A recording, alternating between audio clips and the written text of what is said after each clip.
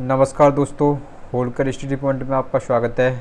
आज मैं दोस्तों बात करता हूँ कंप्यूटर, यानी जो तुम्हारा यूपीपीसीएल टेक्नीशियन में जो कंप्यूटर का जो सिलेबस है, जो ट्रिपल सी लेवल का सिलेबस है, उस पर आधारित तुम्हारे जो थ्योरी जो मैं करा रहा हूँ तुम्हारी जो कंप्यूटर की, इस पर तुम्हें विशेष का ध्यान रखना है।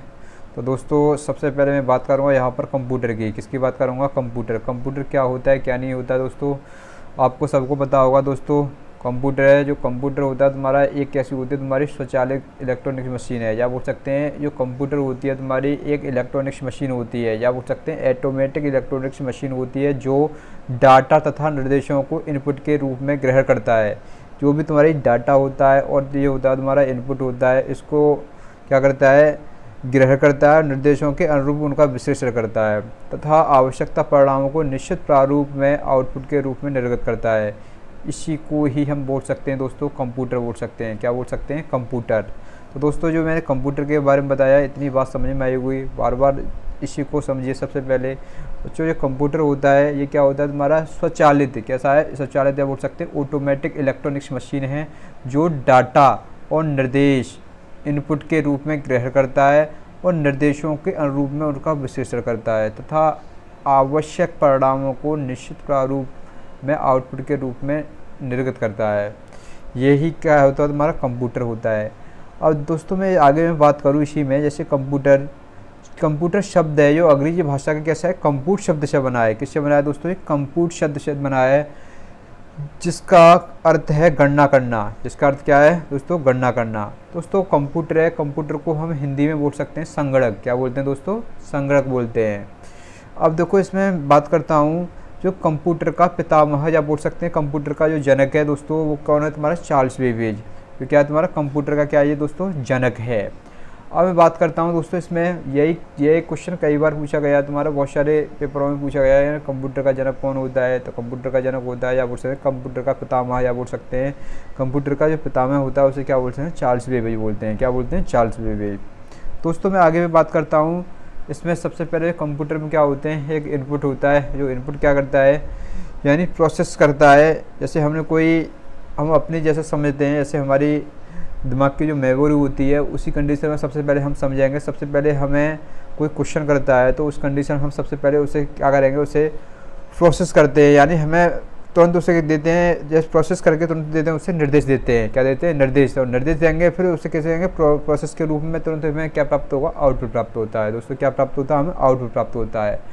तो इस प्रकार हम जिस कंडीशन से हमारी जो वो बॉडी और लैंग्वेज वह जितना भी हम कार्य करते हैं, उसी कंडीशन से हमारा ये कंप्यूटर भी क्या करता है? कार्य करता है। दोस्तों आगे मैं बात करता हूँ, जैसे नंबर 3 पे बात करता हूँ, जब दो या दो से अधिक प्रकार के उपकरणों को आपस में मिलाकर। दोस्तों जैसे हमें कई पार्ट हैं, उनको एक साथ मिला दिया जाए, मिलाकर किसी एक कार्य को पूर्ण किया जाए, इसे ही क्या बोल सकते हैं? सिस्टम बोलते हैं। क्या बोलते हैं दोस्तों? सिस्टम बोलते हैं।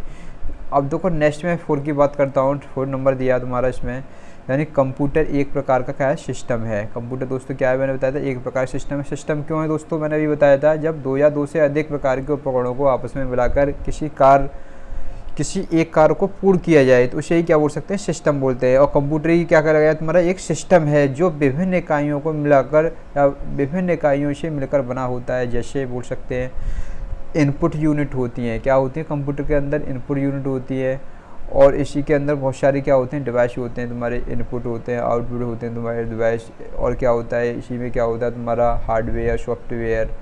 और जैसे यही क्या है तुम्हारे कंप्यूटर के जितने भी क्या हैं, ये सभी क्या हैं? पार्ट हैं। दोस्तों क्या है इसके अंदर? कंप्यूटर क्या है? पार्ट हैं, या बोल सकते हैं विभिन्न क्या इसके उपकरण हैं।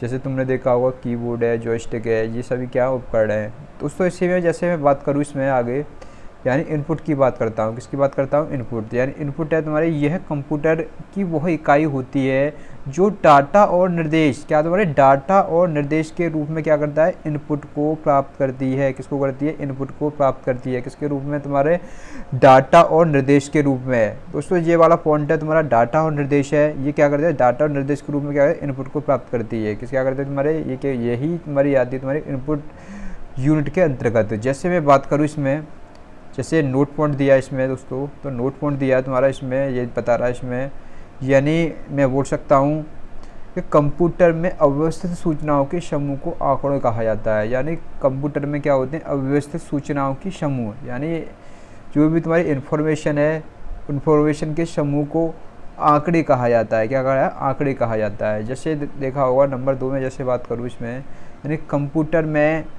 रॉ फैक्ट तथा फिगर भी आंकड़े कहलाते हैं। यानी इसके अंदर क्या होते हैं, रॉ फैक्ट और क्या होते हैं, फिगर भी क्या होते हैं, आंकड़े कहलाते हैं कंप्यूटर के अंतर्गत। जैसे मैं और नोट पॉइंट की बात करता हूँ, नोट पॉइंट 3 दिया तुम्हारा, एक सूचना जिसे प्रोसेस करने के लिए निर्देश की आवश्यकता होती है उसे क्या कहते हैं, आंकड़े। क्या बोलते हैं दोस्तों, आंकड़े बोलते हैं। इतनी बात समझ में आई होगी दोस्तों।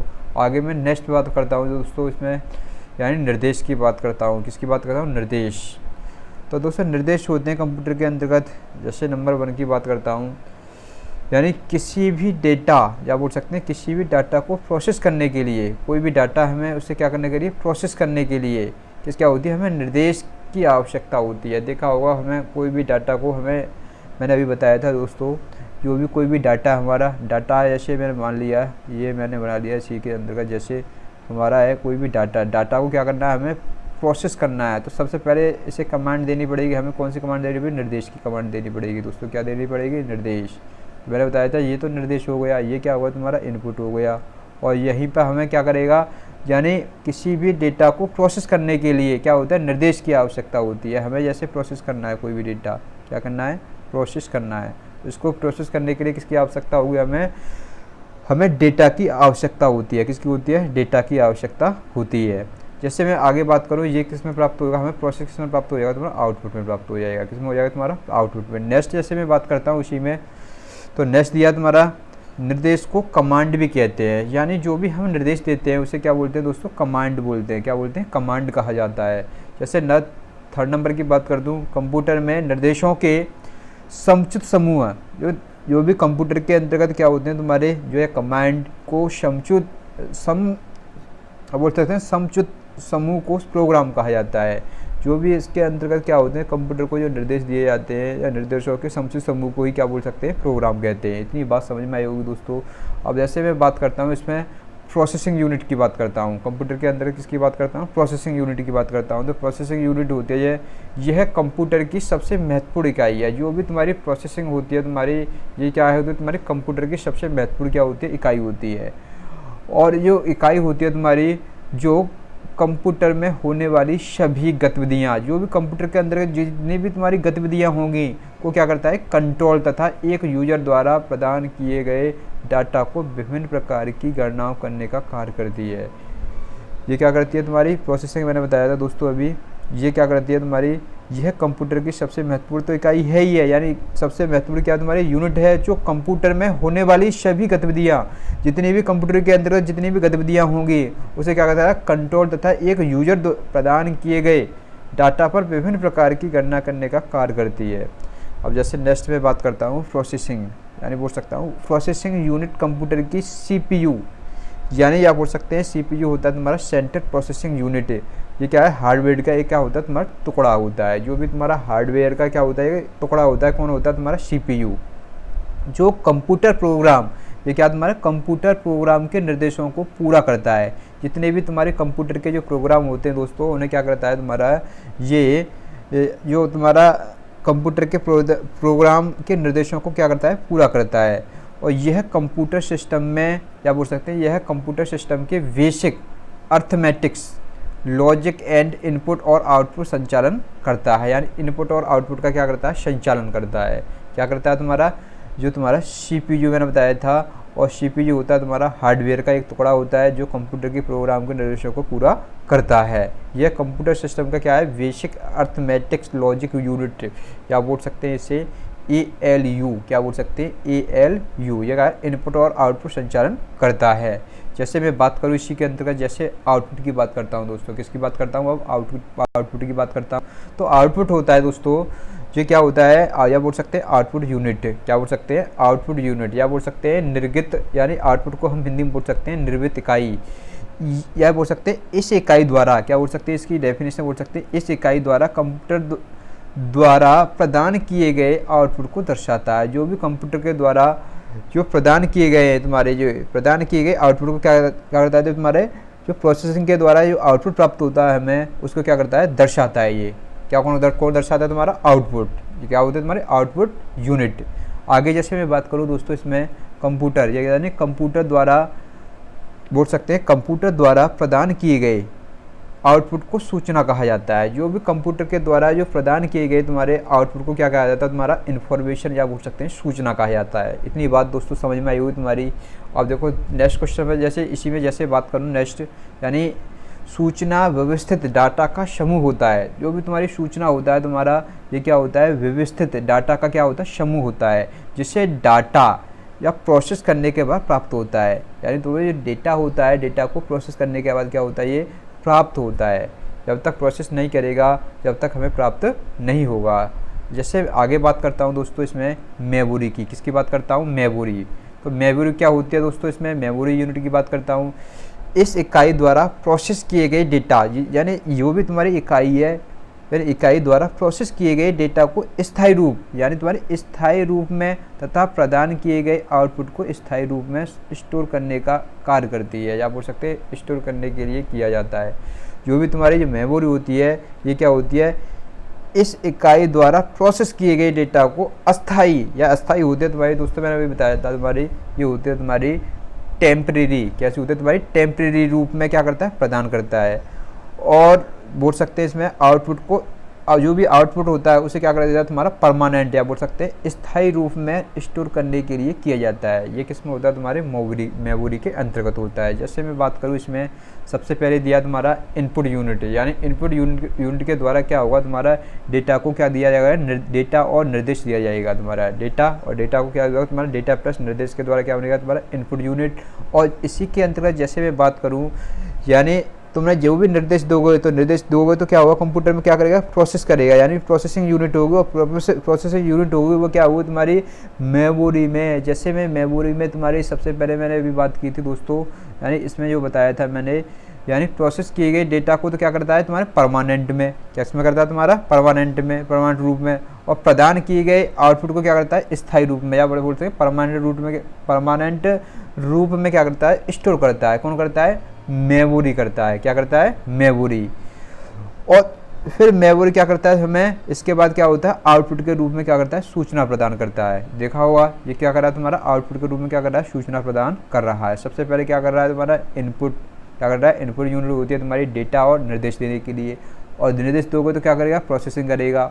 और प्रोसेसिंग के रूप में क्या होगा, जो तुम्हारी डेटा है, तुम्हारा डेटा को क्या करेगा, तुम्हारा स्थायी, यानी डेटा को क्या करेगा, अस्थाई यानी टेम्परेरी रूप में प्रदान करेगा।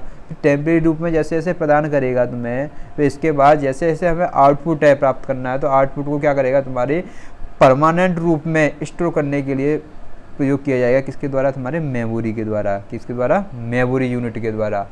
अब तुरंत मेमोरी यूनिट है तुम्हारे, वो क्या हो, आउटपुट यूनिट के रूप में क्या करेगी, तुम्हें इन्फॉर्मेशन प्राप्त करेगी। क्या करेगी, इन्फॉर्मेशन प्राप्त करेगी। नेक्स्ट इतना क्वेश्चन समझ में आया होगा दोस्तों। आगे मैं बात करता हूँ नोट पॉइंट की। इसमें देखो नोट पॉइंट दिया है, यानी नोट पॉइंट दिया है, कंप्यूटर की प्रोसेसिंग को परिभाषित किया जाता है। यानी इसकी जो प्रोसेसिंग होती है, इसको ये परिभाषित कर सकते हैं हम सीधे सीधे अपनी भाषा में। यानी इनपुट है, इनपुट क्या करेगा, इनपुट जो दिया जाएगा तुम्हारे निर्देश क्या करेगा, प्रोसेस करेगा। प्रोसेस करने के बाद क्या करेगा, आउटपुट प्राप्त होगा। और आउटपुट को क्या करेगा, तुम्हारे स्टोर, यानी स्टोर करने का कार्य कर सकते हैं हम आउटपुट के बाद। या बोल सकते हैं इन्फॉर्मेशन जो प्राप्त होगा हमें आउटपुट के रूप में, उसे क्या कर सकते हैं, स्टोर कर सकते हैं हम। यानी कंप्यूटर की प्रोसेसिंग की परिभाषित किया जा सकता है इस कंडीशन में।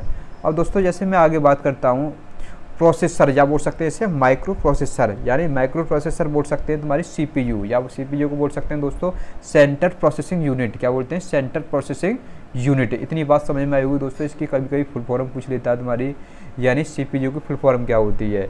यानी सीपीयू को क्या बोल सकते हैं, सीपीयू क्या होता है, तुम्हारा एक प्रोसेसर होता है। क्या होता है दोस्तों, प्रोसेसर होता है, या बोल सकते हैं माइक्रो प्रोसेसर होता है।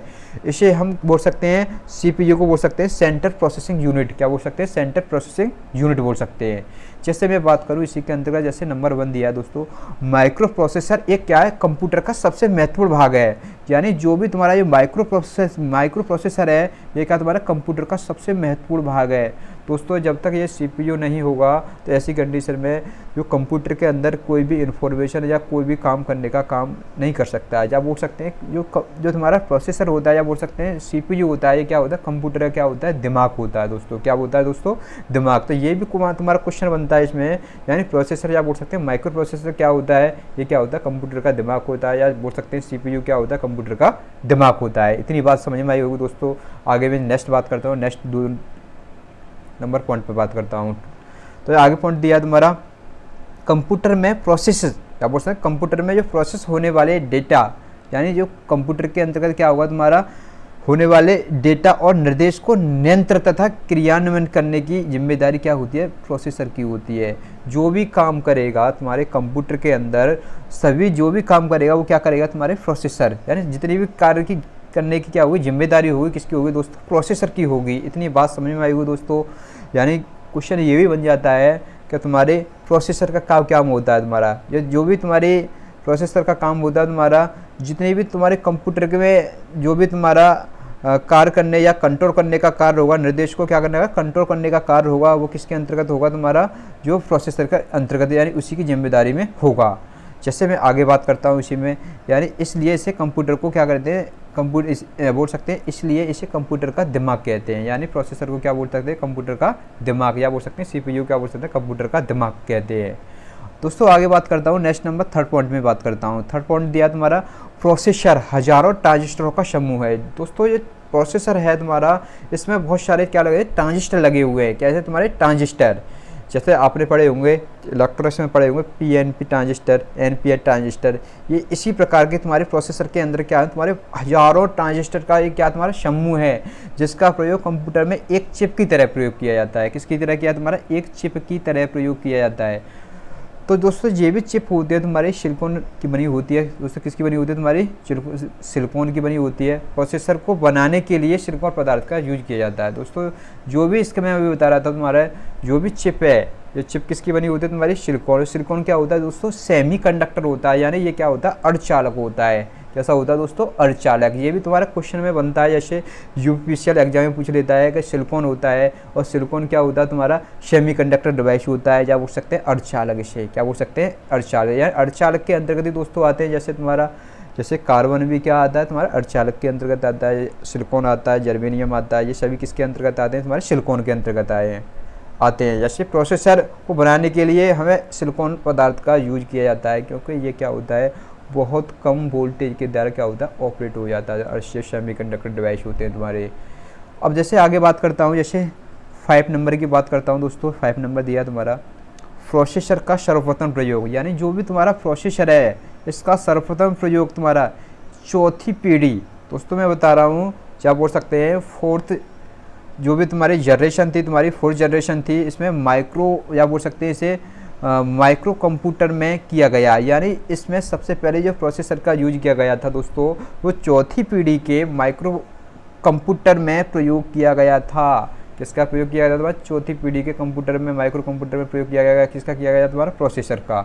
ये भी क्वेश्चन बन जाता है तुम्हारा, यानी जो भी तुम्हारा बोल सकता हूँ मैं, यानी बोल सकते हैं प्रोसेसर का सर्वप्रथम प्रयोग किया गया, यानी इसका प्रयोग किया गया तो इसकी 4थी पीढ़ी के माइक्रो कंप्यूटर में प्रयोग किया गया। ऐसे आगे बात करता हूँ दोस्तों। आगे दिया तुम्हारा 6 नंबर, किसकी बात करता हूँ, 6 नंबर की बात करता हूँ। तो माइक्रो प्रोसेसर इंटेल द्वारा 1970 में बनाया गया। दोस्तों ये भी तुम्हारा इंपॉर्टेंट है, कभी कभी पूछ लेता है कि जो माइक्रो प्रोसेसर है तुम्हारा, ये क्या हो, तुम्हारा इंटेल द्वारा, किसके द्वारा, इंटेल द्वारा 1970 में बनाया गया था। किस में बनाया गया, तुम्हारा 1970 में बनाया गया। जिसका सर्वप्रथम संस्करण का नाम, जिसका सबसे पहले संस्करण का नाम पड़ा गया इंटेल 4004 या 4004 था, तथा इसके अलावा इनके नाम थे जैसे पेंटियम 4, डल कोर, कोर 2 ड्यू और क्वाड कोर, i4 या बोल सकते हैं i3, i5 और i7। ये सभी क्या है तुम्हारे कंप्यूटर के, क्या है तुम्हारे जो भी सबसे पहले संस्करण, जो इंटेल जो सबसे पहले जो संस्करण का नाम इंटेल था 4004, और इसके अलावा जो पेंटियम 4 और डुअल कोर ये सभी क्या है तुम्हारे माइक्रो प्रोसेसर इंटेल के क्या है तुम्हारे, क्या बोल सकता हूँ, ये क्या तुम्हारे सबसे पहले जो हमें यूज किया गया कंप्यूटर में, यानी उन्हीं के क्या ये नाम दिए गए हैं। दोस्तों आगे दिए हैं तुम्हारे, जैसे मैं बात करता हूँ, यानी प्रोसेसर के मुख्यतः दो भाग होते हैं दोस्तों। क्या होते हैं, प्रोसेसर होता है तुम्हारा, इसके क्या होते हैं, दो भाग होते हैं। कितने होते हैं, दो। तो सबसे पहले मैं बात करूँगा इसमें, एक है तुम्हारा सबसे पहले ALU, बोल सकते हैं अर्थमेटिक एंड लॉजिक यूनिट। इसे क्या बोल सकते हैं, इसकी फुल फॉर्म जो लेता है, इसकी फुल फॉर्म क्या होती है, अर्थमेटिक एंड लॉजिक यूनिट, यानी इसे हिंदी में बोल सकते हैं अर्थमेटिक होता है दोस्तों अंकगणितीय, यानी बोल सकते हैं अंकगणितीय एवं तार्किक इकाई, यानी बोल सकते हैं जो तुम्हारी अंकगणित की जो गणनाएं कराई जाती हैं वो किसके अंतर्गत होती हैं, तुम्हारी ALU के अंतर्गत। किसके होते हैं, तुम्हारी ALU के अंतर्गत। ये देखा होगा तुमने दोस्तों, आप जब छोटी क्लास में पढ़े होंगे तो ऐसी कंडीशन में अंकगणित होता था पहले, जैसे 5, 6, 7, 8 में क्या होता था, अंकगणित। तो अंकगणित में क्या होता, इसमें जितने भी तुम्हारे क्या होते हैं न्यूमेरिकल वैल्यू होती हैं तुम्हारी, जैसे 1, 2, 3, 4, ये सभी क्या होती है तुम्हारी कंप्यूटर में, यानी तुम्हारे ये अंकगणित में आती थी। किस में आती थी तुम्हें, अंकगणित में। और तुम्हारा और होता तुम्हारा अलजेब्रा, अलजेब्रा में क्या होते थे, जैसे x² + y² + 2xy, तो ये सभी किस में आते हैं, तुम्हारे बीजगणित में आते थे। और ऐसे तुम्हारी जो भी तुम्हारी ALU के अंतर्गत क्या होती है, तुम्हारी अंकगणितीय गणना होती है, यानी बोल सकते हैं क्या होती हैं, जो अंक होते हैं, जैसे 0 से कितने होते हैं, 9 तक होते हैं। जैसे प्लस करना, घटाना और तुम्हारा माइनस करना, ये सभी किसके अंतर्गत आते हैं, तुम्हारे ALU के अंतर्गत आते हैं। किसके आते हैं, तुम्हारे ALU।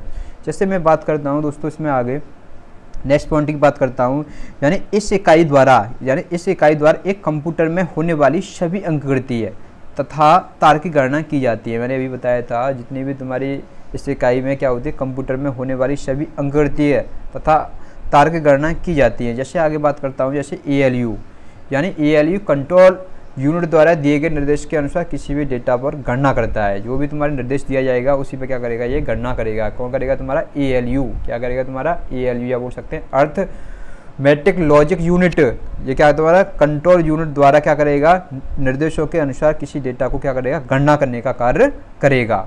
जैसे नेक्स्ट में बात करता हूँ दोस्तों, इसमें जैसे दिया तुम्हारा नेक्स्ट पॉइंट दिया है, यानी अंकगणितीय गणना से तात्पर्य क्या होता है, न्यूमेरिकल डाटा, होने वाले जोड़, घटाओ, गुणा, यानी जब तुम्हारे चिन्ह होते हैं, प्लस वाला चिन्ह होता है, माइनस वाला चिन्ह होता है, तुम्हारा डिवाइड वाला होता है, या भाग वाला होता है, शेषफल वाला होता है, इत्यादि है। तथा तार्किक गणना जो की जाती है तुम्हारी, जैसे लेस देन होता है तुम्हारा, ग्रेटर देन होता है, लेस देन इक्वल टू होता है तुम्हारा, और इसमें लेस देन बराबर होता है, यार कम ज़्यादा के लिए दिए गए तुम्हारे, इसमें इक्वल टू दिया है, बराबर के लिए दिया है, इत्यादि है। जिसमें क्या होती है तुम्हारी, इसी के अंतर्गत आती हैं तुम्हारी, कुछ आती हैं अल्फा न्यूमेरिक। क्या होती है तुम्हारी, अल्फा न्यूमेरिक भी आती है। किसके अंतर्गत आती है, तुम्हारी अंकगणितीय गणना के अंतर्गत आती है, या बोल सकते हैं ALU के अंतर्गत। जैसे मैं नोट पॉइंट में दोस्तों बनता है इसमें, यानी नोट पॉइंट देखो, ये नोट पॉइंट दिया तुम्हारा इसी के अंतर्गत, जैसे तुम्हारे एंड और नोट इत्यादि, ये क्या है, तुम्हारे बूलियन ऑपरेटर कहे जाते हैं। कैसे, तुम्हारे बूलियन ऑपरेटर कहे जाते हैं, ये एंड गेट, और गेट और नॉट गेट, जिसका प्रयोग क्या होता है, लॉजिक गणना करने के लिए, या इन्हें बोल सकते हैं दोस्तों लॉजिक गेट भी बोल सकते हैं। लॉजिक गेट होते हैं एंड गेट और गेट, और क्या होते हैं, नॉट गेट। ये सभी क्या होते हैं, लॉजिक गणना करने के लिए प्रयोग किए जाते हैं। जैसे देखा होगा नॉट गेट होता है, इसमें क्या होता है, नॉट गेट, यानी नॉट गेट क्या होता है, एक यूनिटरी क्या होता है, ऑपरेटर होता है, यार ये क्या उसे बोल सकते हैं, एकल होता है। जैसे देखा होगा नॉट गेट में इसका जो यूज किया है, 0 का क्या हो जाता है, जैसे हमें इसकी 70 साड़ी निकालती है, तो 70 साड़ी के अंतर्गत या बोल सकते हैं 0 का हो जाता है 1 का क्या हो जाता है 0। तो इसका जो फॉर्मूला निकल के आता है y क्या निकल के आता है, तुम्हारा a पे बाहर निकल के आता है। क्या निकल गया है, जबकि अब देखो आगे बताओ, जबकि एंड तथा और, यानी एंड गेट होते हैं तुम्हारे और गेट होते हैं, को तुम्हारे बाइनरी ऑपरेटर कहा जाता है। क्या कहता है, तुम्हारे बाइनरी ऑपरेटर कहा जाता है। जिसके अंतर्गत कैसे होती है, तुम्हारे बाइनरी ऑपरेटर होते हैं, जैसे 0 और क्या होते हैं 1, ये क्या होते हैं, तुम्हारे बाइनरी ऑपरेटर होते हैं। क्या होते हैं, तुम्हारे बाइनरी ऑपरेटर होते हैं। जैसे मैं नेक्स्ट में बात करूँगा दोस्तों इसमें, अब दोस्तों मैंने जो बताया तुम्हारी नेक्स्ट में बात करूँगा, नेक्स्ट वीडियो में बात करूँगा इसमें, यानी ऐसी ही वीडियो पाने के लिए जो दोस्तों हमारा चैनल है होलकर स्टडी पॉइंट, उसे अपने दोस्तों के साथ शेयर कीजिए, और वीडियो अच्छी लगे तो वीडियो को लाइक अवश्य कीजिए, और हमारा जो चैनल है दोस्तों होलकर स्टडी पॉइंट, उससे सब्सक्राइब अवश्य कीजिए, यानी ऐसी ही वीडियो पाने के लिए। दोस्तों नेक्स्ट वीडियो में मैं आगे बात करूँगा, नेक्स्ट वीडियो तो मैं इसके आगे